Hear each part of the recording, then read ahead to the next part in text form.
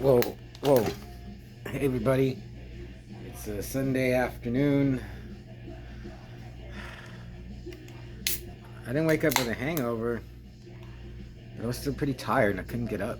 I just slept till like 9 or just laid there. But I was like, thank God, no hangovers.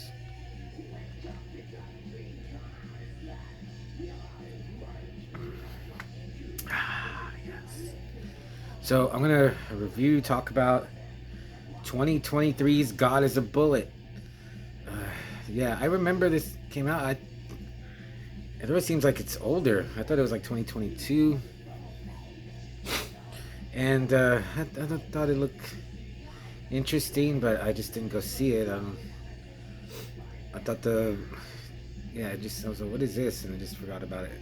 And then for some reason, I don't know why, I just got a wild hair up my nose, and I was like, what was that God is a Bullet movie about? Because I think I also remember, like, ugh, it said, like, based on a true story, so it was, like Fargo. And then they mentioned, like, a cult. And okay, so, like, I looked for it at the library, I didn't have it. Checked Tubi didn't have it. And then, like, it's on Amazon Prime, but you gotta pay for it. And I was like, I'm gonna pay for it. And then I did. Like, Friday night, I was like, I'll watch it. And I didn't even think, like, I looked up the DVD while I was watching it. Because, just tell you, like, about an hour in, I was like, I really like this. I would like to buy it. So I looked at the DVD price on Amazon. I should have just ordered the DVD from the beginning. It was like, with shipping, it wasn't even $10. So I ordered the book too, and I just really liked it. It's got Micah Monroe. I wrote down notes, but I just left them over there.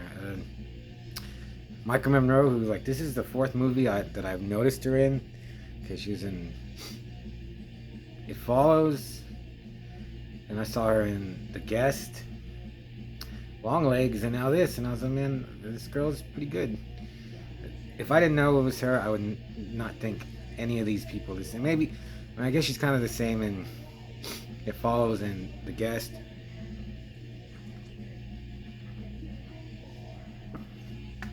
Her characters from this to Long Legs are just light years apart. So it's about a cult, a gang, group, killers, bad guys that I guess they just do crimes and drugs, but they seem to really like to kidnap young girls.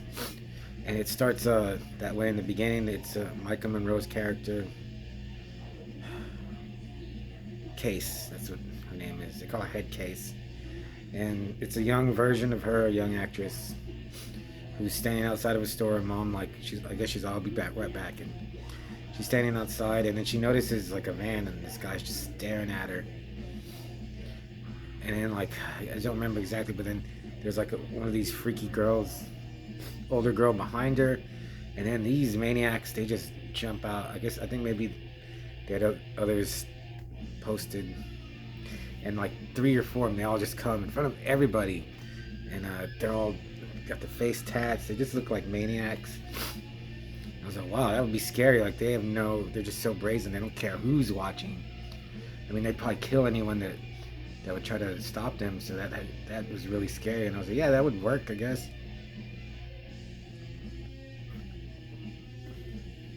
If you're crazy enough to do stuff like that. So I thought that was cool.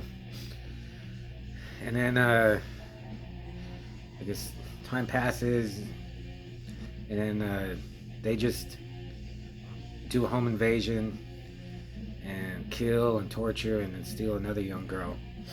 They really love to see him stealing young ladies.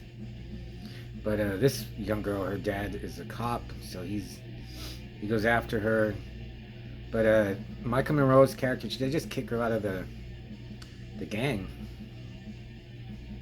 They beat her up.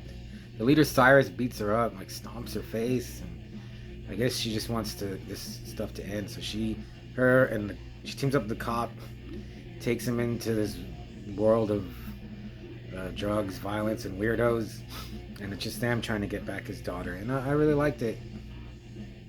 hmm I think one of my favorite parts is when Micah or Case gets back into the group, and she has to.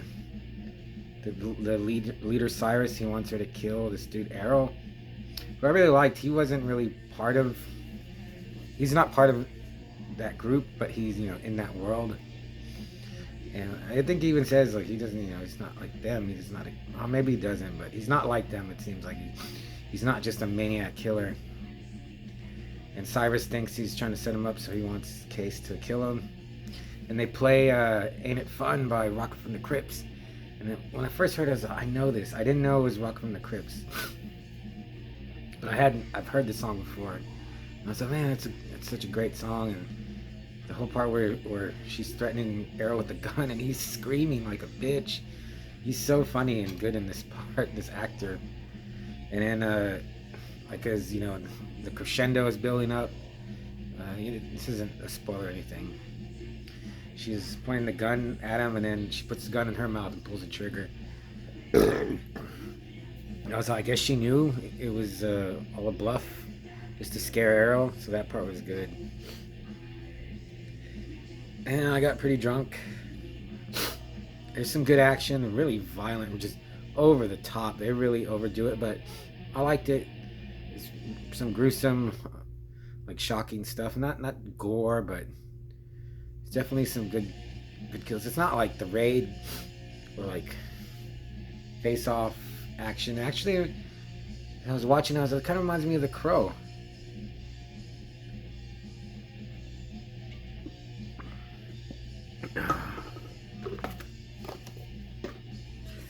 And then it reminded me of something else. I just can't remember. And I wrote down the actor's name. The actor who plays the cop dad. He was good. I kept thinking it was oh my god, the guy from, I can't remember his name. He was just in that new John Woo movie. I knew it wasn't him, but he kind of reminds me of him. But he was good. I felt sorry for Case because she talks about, did my mom even look for me? And the only bad thing I could say is that this is 2.5 hours long, and yeah, it's just too long. Even though I liked all of it, I felt all of it was pertinent to the movie. Yeah, I mean, Jesus, I don't know what you'd cut out, but I like my 90-minute movies. But this is also reminded me of like 70s movie. Badlands for some reason came to mind. I guess in a way Taxi Driver, but I mean that doesn't really copy anything from that. Just like those like long-winded, meandering movies from the 70s. It's kind of like that. Let stuff breathe and stuff happens. There's another subplot, I guess, that could have been cut out. I think it was, I don't even know who they were. It was another cop friend of the cop dad, and like him and his wife. I don't know. Oh, what it really had to do with it. And this is written and directed by Nick Cassavetes, who you might know from The Wraith. He's the bad guy in The Wraith. He's Packard, and then he was in. He's been in a lot of stuff. I mainly remember him from that, and he was the bald guy in Face Off. Yeah. Remember, he's the one that tells Nicolas Cage, he's all, "You look like you fucked your mother." I remember in the theater, people laughing, and it was really funny. He wrote and directed this, and I was like, what else has he done? He did The Notebook. He did Alpha Dog. And I was like, oh, he should just do movies like this, like gritty action movies. But he does all kinds of movies, and he's got movies coming up soon. But God Is a Bullet, I really liked it. Michael Monroe was great. And I ordered it. hmm So yeah, I just didn't know about this movie. Just kind of went under the radar. So now I'm glad I didn't go see it in the theater though. I mean, 2.5 hours, man. Like, a solid 2.5. It's not like 2 hours and 15 or 2 hours and 25. It's actually like 2 hours and 32 minutes. Um, Nitpicks, I would say not a great ending. It just ends. Nothing fabulous. No like last shocking image or revelation. The bad guys were good. Like you hate them. Like you want to see them destroyed and like just, which is always good. But there was no great like awesome villain. The leader Cyrus, he's just a little hateable little schmuck that you want to like just grind under your boot. But he's not. And he talks a good game, I guess, and he has people like under his spell. But I mean, Rambo or Commando or Cobra, oh, or Chuck Norris or Charles Bronson, like he would just be like nothing to them. He would be destroyed so quick. And yeah, and they all look crazy with the face tattoos and the way they dress. Oh yeah, almost kind of like I guess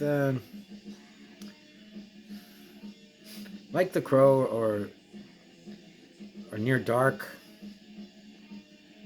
or The Lost Boys. Yeah, they're not supernatural. That would have been cool though. Now I want to see Near Dark. Oh my god! So I totally recommend God is a Bullet. Yeah. And like, I think it's the best movie I've seen that I didn't see at the theaters, that I didn't know what it was. There's a lot of movies I've been picking from Tubi or Amazon Prime. I watch, or that I've other stuff I've been getting from Dollar Tree.